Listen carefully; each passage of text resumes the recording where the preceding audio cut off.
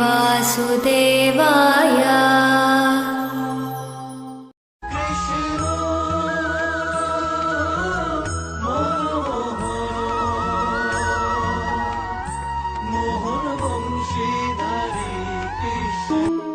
এই সংসারে সবচেয়ে বড় পাপ কি হতে পারে? কেউ বলবেন অসত্য, কেউ বলবেন ছলনা, আবার কেউ বলবেন লালসা। না, সংসারে সবচেয়ে বড় পাপ হলো নারী জাতির অসম্মান, নারীর মান ভঙ্গ করা। কারণ এই অপরাধ কেবল নারীর শরীরকেই নয়, বরং তার মন আর আত্মাকেও আহত করে থাকে। তাহলে এবার প্রশ্ন হলো, যে এই অপরাধ করেছে তাকে কি শাস্তি দেওয়া উচিত? কেউ বলবেন শারীরিক যন্ত্রণা, আর কেউ বলবেন মৃত্যুদণ্ড। কিন্তু এই অপরাধের শাস্তি নির্ধারণ করার আগে এটা জানার কি কোনো প্রয়োজন নেই যে অপরাধী আসলে কে?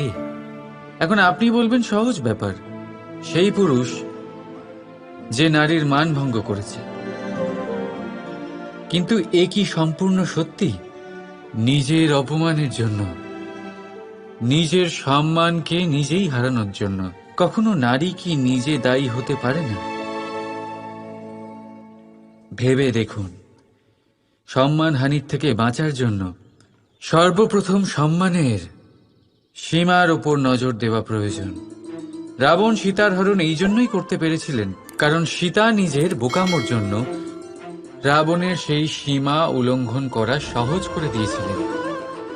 কিন্তু অশোক বাটিকাতে সেই সীতাকেই রাবণ স্পর্শ পর্যন্ত করতে পারেননি, কারণ সে রাবণ আর তার মাঝখানে ঘাস দিয়ে একটা ছোট রেখা বানিয়ে দিয়েছিলেন। জীবনে না বলতে শিখুন।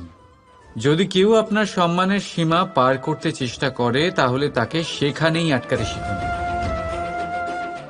আপনার ওপরে ওঠা প্রথম হাত, প্রথম কটাক্ষ ওইখানেই আটকাতে শিখে নিন। তখন কোনো পুরুষের সাহস হবে না আপনাকে আবার অপমান করতে চেষ্টা করার।